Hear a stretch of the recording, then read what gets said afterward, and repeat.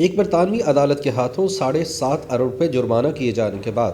اب قومی احتساب بیورو نے بھونڈا موقف اختیار کیا ہے کہ اثاثہ ڈھونڈنے والی فرم براڈ شیٹ کے ساتھ معاہدہ مشرف دور میں سن 2000 میں ہوا تھا، جس کی خلاف ورزی پر اسے جرمانہ ادا کرنا پڑا۔ تاہم حقیقت یہ ہے کہ نیب کا حالیہ موقف 100% جھوٹ پر مبنی ہے، کیونکہ براڈ شیٹ کو شریف برادران کے لندن میں واقع ایون فیلڈ فلیٹس ضبط کروانے اور بکوانے کے لیے برطانوی عدالت میں کیس کرنے کا مشورہ نیب کے موجودہ chairman justice retired Javed Iqbal نے بیرسٹر مرزا شہزاد اکبر کے کہنے پر دیا تھا، جو الٹا پڑ گیا اور قومی خزانے کو 7.5 ارب روپے کا چونا لگ گیا۔ یاد رہے کہ کچھ برس پہلے قومی احتساب بیورو کی جانب سے براڈ شیٹ کمپنی کے ساتھ برطانیہ میں پاکستانی سیاستدانوں کے اثاثے ڈھونڈنے کا معاہدہ اچانک ختم کیے جانے کے بعد امریکی فرم نے حکومت پاکستان پر ہرجانے کا کیس دائر کر دیا تھا۔ دسمبر سن 2018 میں مرکزی ثالث کی حیثیت سے انگلش کورٹ کے جج سر اینتھونی ایونز QC نے حکومت پاکستان کی جانب سے براڈ شیٹ کمپنی کو $2.20 ادائیگی کا حکم جاری کیا تھا۔ جولائی سن 2019 میں حکومت نے ثالثی کی اپیل کی، لیکن وہ اس میں ناکام رہی۔ ثالث نے فیصلہ دیا کہ حکومت پاکستان اور نیب نے براڈ شیٹ کے ساتھ اثاثوں کی بازیابی کے معاہدے کو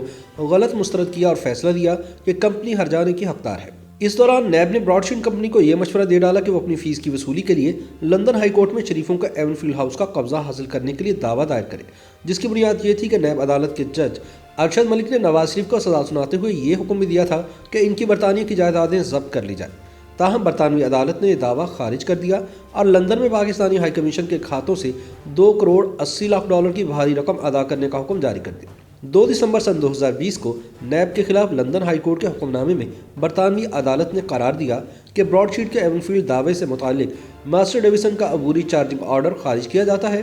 اس حکم کے آنے کے بعد حکومت پاکستان نے اثاثہ جات ریکوری فرم براڈ شیٹ کو $2.87 جرمانے کی ادائیگی کر دی ہے اور ابھی $90 بطور سود مزید ادا کرنے ہیں۔ اس سے قبل جرمانے کی ادائیگی کے تنازع پر لندن میں پاکستانی ہائی کمیشن کو مشکلات کا سامنا تھا اور پاکستانی ہائی کمیشن کے بینک اکاؤنٹس منجمد کر دیے گئے تھے۔ ماہرین قانون قومی احتساب بیورو کے اس عمل کو مجرمانہ غفلت قرار دیتے ہوئے تحقیقات کے لیے کمیشن کے قیام کا تقاضا کر رہے ہیں۔ یاد رہے کہ پاکستان نے سابق فوجی حکمران پرویز مشرف کے دور میں نیب نے امریکی فرم براڈ شیٹ سے معاہدہ کیا تھا، جس کا مقصد بیرون ملک 100 سے زائد پاکستانیوں کے اثاثوں کی معلومات اکٹھی کرنا تھا۔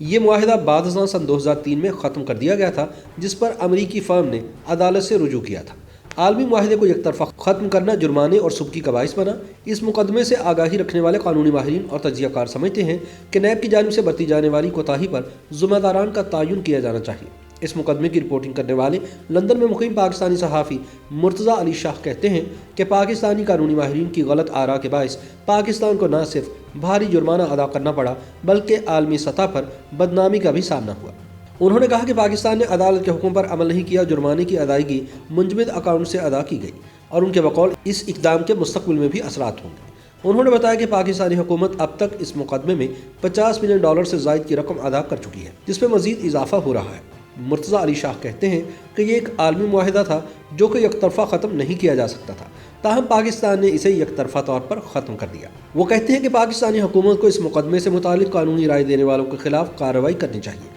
جس کے باعث پاکستان کو بھاری جرمانہ اور عدالتی سبکی کا سامنا کرنا پڑا۔ برطانیہ میں وکالت کے پیشے سے منسلک بیرسٹر امجد ملک کہتے ہیں کہ براڈ شیٹ کے مقدمے میں بقول ان کے غفلت نہیں بلکہ مجرمانہ نااہلی ثابت ہوئی ہے، جس کی وجہ نیب کے معاملات میں پارلیمانی، عدالتی اور ادارہ جاتی نگرانی کا نہ ہونا ہے۔ انہوں نے کہا کہ نیب نے معاہدہ کرتے وقت نہ تو اٹارنی جنرل آفس سے مشاورت کی اور نہ ہی دفتر خارجہ یا ہائی کمیشن سے مدد لی گئی،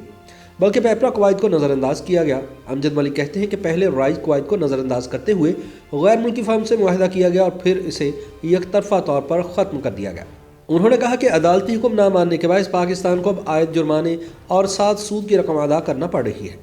اس سلسلے میں مرتضیٰ علی شاہ کہتے ہیں کہ نیب کی وجہ سے پاکستانی ہائی کمیشن لندن کے بینک اکاؤنٹ منجمد ہونا ایک بڑی سفارتی بدنامی ہے۔ ان کے بقول پاکستان نے بینک اکاؤنٹ منجمد ہونے سے بچنے کے لیے سفارتی استثناء بھی مانگا، لیکن اسے مسترد کر دیا گیا اور ایسا پہلی مرتبہ ہے کہ پاکستانی ہائی کمیشن کے بینک اکاؤنٹ عدالتی حکم پر منجمد کیے گئے۔ وہ کہتے ہیں کہ عدالت کا حکم نہ ماننے کے مستقبل میں خاصے اثرات بد سامنے آ سکتے ہیں اور عالمی معاہدوں کے وقت پاکستان کو اضافی شرائط کا سامنا ہو سکتا ہے۔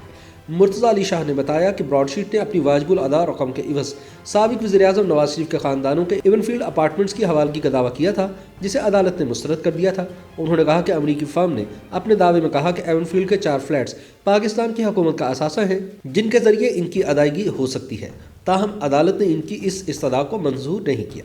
اس حوالے سے بیرسٹر امجد ملک کہتے ہیں کہ اداروں کو لامحدود اختیارات اور مادر پدر آزاد نہیں ہونا چاہیے اور یہ وقت ہے کہ نیب پر پارلیمانی اور عدالتی نگرانی کے اصول کو لاگو کیا جائے۔ انہوں نے بتایا کہ پاکستانی ہائی کمیشن لندن میں جوڈیشل پینل موجود ہے جس سے نیب مفت خدمات حاصل کر سکتا تھا۔ امجد ملک کہتے ہیں کہ سارے عمل کی تحقیقات کے لیے کمیشن بنایا جانا چاہیے۔ دوسری طرف دفتر خارجہ کے ذرائع کے مطابق پاکستانی ہائی کمیشن نے اس معاملے کو مزید کارروائی کے لیے اٹارنی جنرل پاکستان اور نیب کو بھیجا ہے۔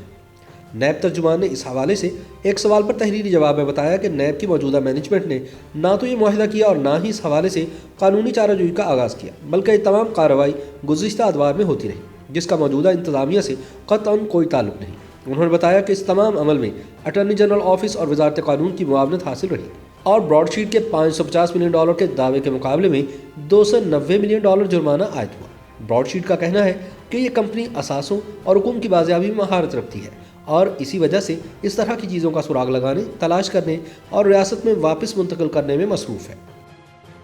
YouTube پر گوگلی نیوز دیکھنے کے لیے youtube.com کی سرچ بار میں googly news T V type کریں۔ گوگلی نیوز کے پیج پر سرخ رنگ کے سبسکرپشن والے بٹن پر کلک کرنا نہ بھولیے۔ YouTube پیج پر اپلوڈ ہونے والی ویڈیوز سے باخبر رہنے کے لیے بیل آئیکن پر کلک کیجیے۔ آپ کو ہر نئی ویڈیو کے بارے میں نوٹیفیکیشن موصول ہو جائے گا۔